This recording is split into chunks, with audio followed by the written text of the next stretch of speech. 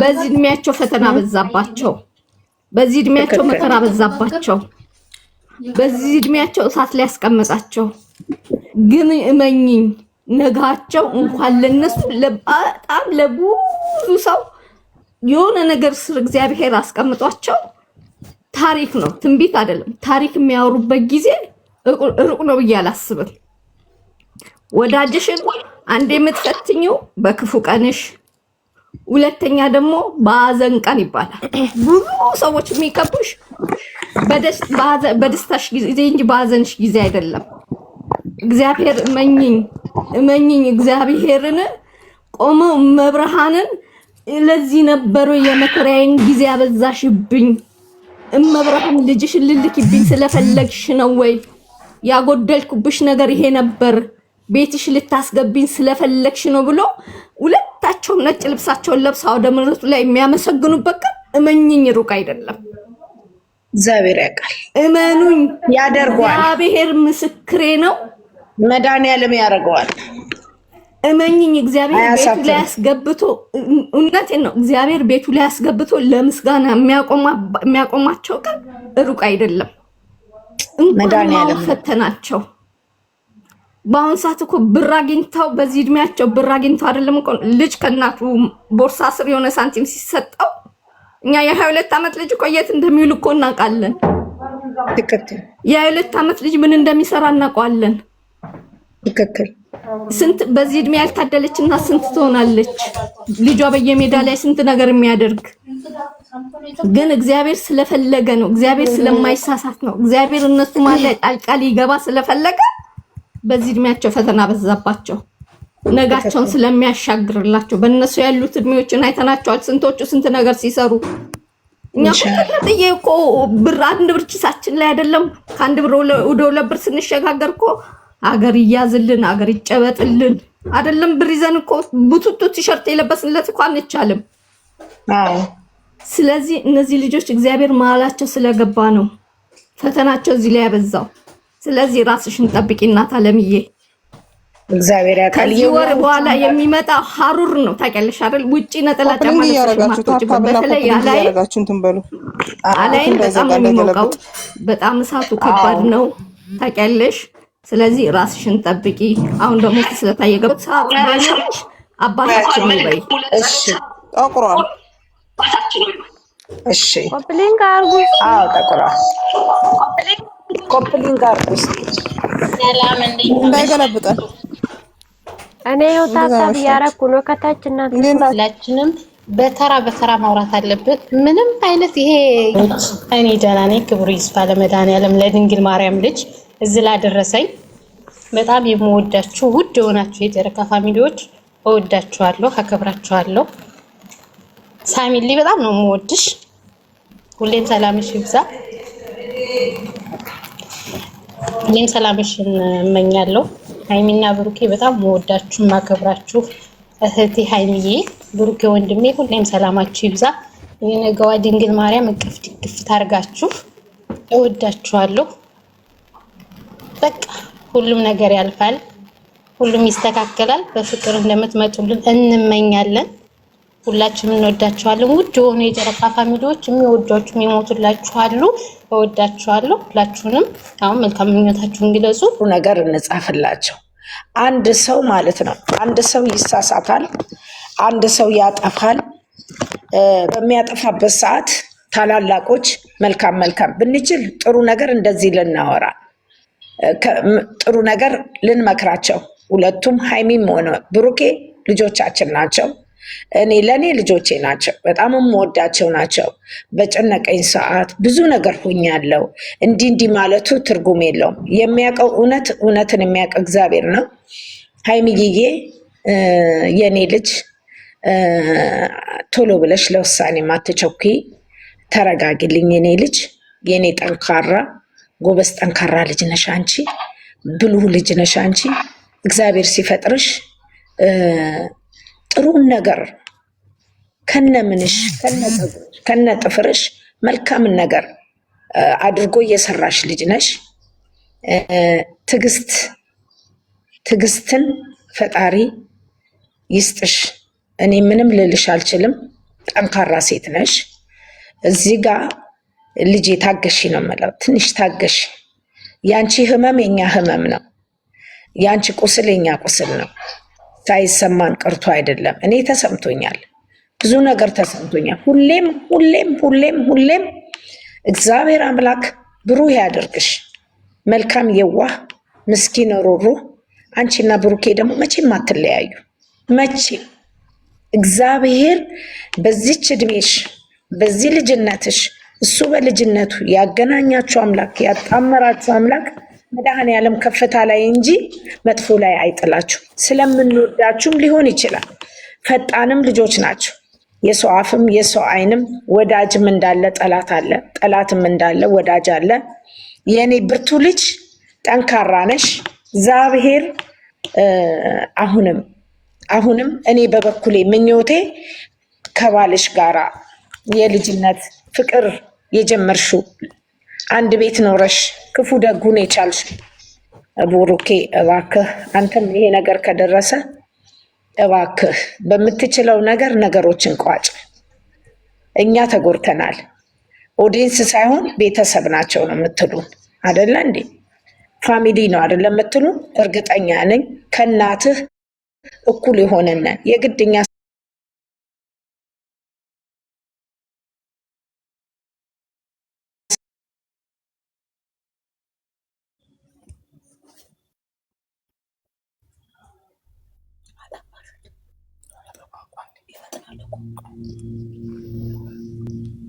ሀሳብ አሰጡ።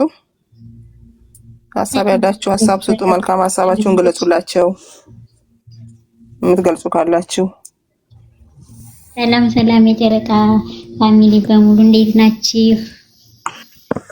እግዚአብሔር ይመስገን። እኔ ሰውየው ጣገቤ ስላለ ነው ዝም ያልኩ። ሳሚሊ ለዛ ነው። ችግር የለም ችግር ፋሚሊ በሀሳባችሁ እስማማለሁ። በተናገራችሁት ንግግር ልክ ነሽ። አንድ አፍታ ቆይ እስከሚመጣ ትንሽ ሀሳብ ልናገር። እኔ ምን ከእናንተ ውጪ ምንም ማስበው ነገር የለኝም። እባክሽ ሀይሚዬ የኔ ውድ ልጅ እባክሽ ልለመንሽ በመቤት ተረጋጊ። ነገሮችን በትዕግስት እንትን በይ። ለውሳኔያቸው ኩይ ተረጁ። እስቲ ታገሹ ትንሽ ጊዜ። ይሄን ነው ብዬ የምለው። የእሱም እውነታ እኮ እሱ ጋር ይኖራል። ተረጁ። አንቺ አልተረዳሹ ማን ይረዳዋል? አንቺ ነሽ በቁርቡ ያለሽው። እኛ በውጭ ነው የምናውቃችሁ በእውነት እና ይሄን ብዬ ነው የምለው። ሌላ ምንም ነገር የለኝም። ሀሳብ የጻፍኩላትም ይሄንን ነው። ሌላ ሀሳብ ምንም አልጻፍኩላትም። እባክሽ የኔ ልጅ እኔ ባልወልድሽም እናትሽ ነኝ። አንቺን የሚያክል ልጅ ያለኝ መዋለድ ቋንቋ ነው። በእውነት እኔ አሞኛል ዛሬ እግዚአብሔርን በእውነት ነው የምልሽ። እና አስቡ፣ ለኛም አስቡ። ከኛ ደግሞ ይበልጥ ደግሞ እውነት መስሏቸው ደግሞ ስራም የማይመስላቸው አሉ። ሪሊ መስሏቸው ብዙ ነገር የሚደርስባቸው አሉ። እባካችሁ ይሄን ብዬ ነው የምለው። እንግዲህ እኔ ሌላ ምንም ሀሳብም የለኝም። መናገሩ ጠፍቶብኛል ራሱ። ቀጥሉ ሌሎቻችሁ ደግሞ እስቲ ሀሳባችሁን እንስማ።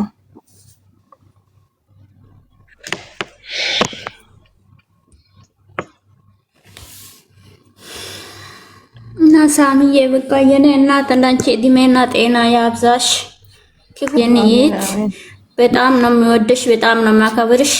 ያለሽ ቦታ አንቺ ፈጣሪ ብቻ ይጠብቅ። እግዚአብሔር ካንቺ ጋር ይሁን። ፊት ለፊት ከኋላ እግዚአብሔር አንቺን ይጠብቅ። ቡርከም እንደዚህ ፈጣሪ ከሰው ዓይን ያውጣ። እናንተ ራሳችሁ ጠብቁ። እናንተ ልዩ ሰው ናችሁ። እናንተ ሰው ትመክራላችሁ፣ ይህንም ታስባላችሁ። አሁን ግን በዚህ ሰዓት እናንተ ጭንቅ ላይ ናችሁ እናውቃለን። ግን ረዱ ግን ራሳችሁ ተመለሱ። እቺን አውጡ ከናንተ ላይ አውጡ። ራሳችሁ ስራ ስሩ። በእግዚአብሔር ሰው የጎዳ ነው። እናቶቼ ይኸው የለቀሰ ነው። ለቅሶ ጥሩ መጥፎ ነው እና ፈጣሪ ብቻ እናንተ ይጠብቃችሁ። እንደዚህ ነው ነው ሌላ ነገር ቃላት የለም። እንባ ነው የሚቀጥመው። አልቻልኩም ከዛ ማውራትና አውሩ ከቀጥላችሁ። ሀይሚ የራስሽ ተመለሺ፣ ጠብቅ ትንሽ ጊዜ። ብሩኬ አንተም ይበቃል። ከዚህ በኋላ በእናት በእግዚአብሔር ብለናል። በቃ አቁም። ይሄ ስራ ነው እናውቃለን፣ ስራ ነው ግን አቁም። ሌላ ስራ ጀምሩ። ይሄን አቁማችሁ በእግዚአብሔር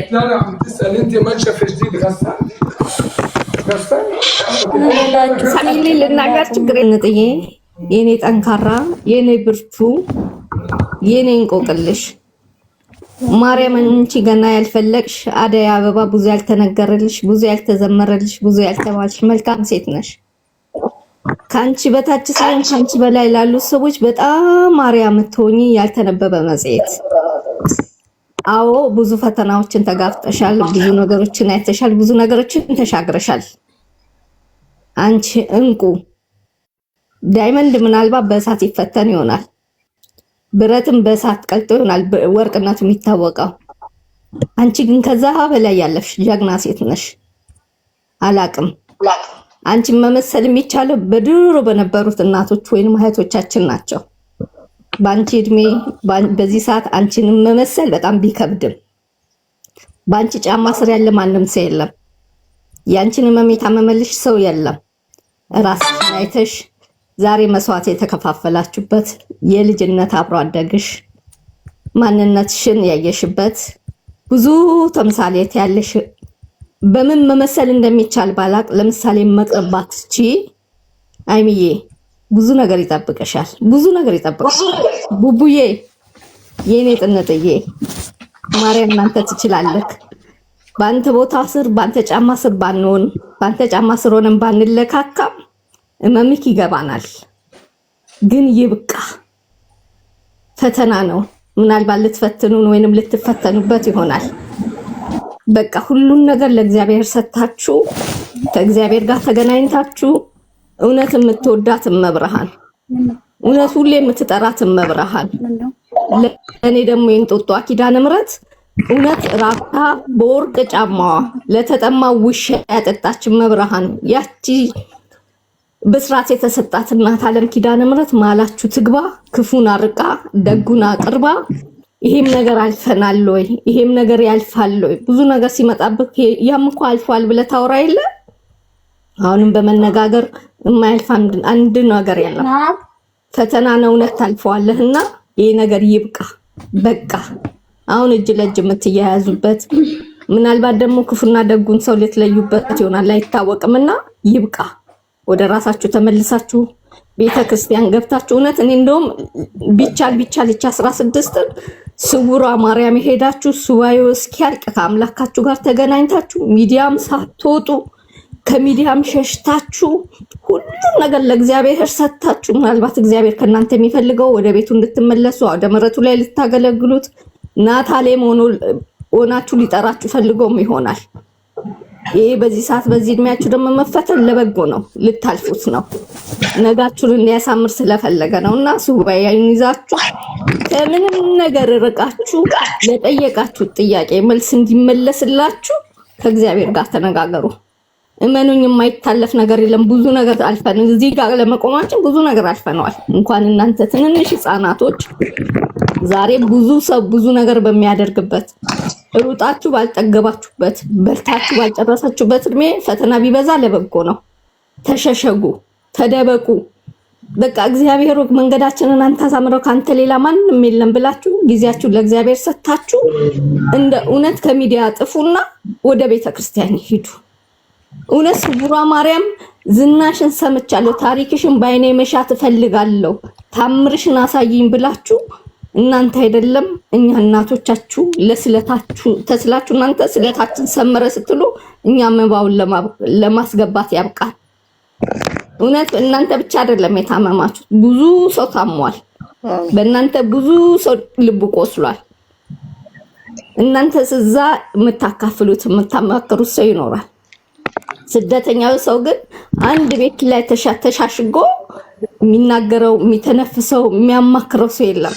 ምናልባት ሰዓት አግኝቶ ሶሻል ሚዲያ ላይ ካልወጣና ልጄ ማርያም እኔ በኩር ልጄ እኔ ባንተ እድሜ ልጅ አለኝ እና ስለ እግዚአብሔር ተሸሸጉ። በቃ ወደ እግዚአብሔር ሂዱ። በቃ እኔ ያንተ ቤትክ ናታሌም ነን ብላችሁ እግዚአብሔርን ጥሩት። ሃይሚዬ ምናልባት መብራንን በዝማሬ ልታመሰግኛ ትፈልጋሽ ይሆናል። እኔ ጥንጥዬ ማርያምን እወድሻለሁ።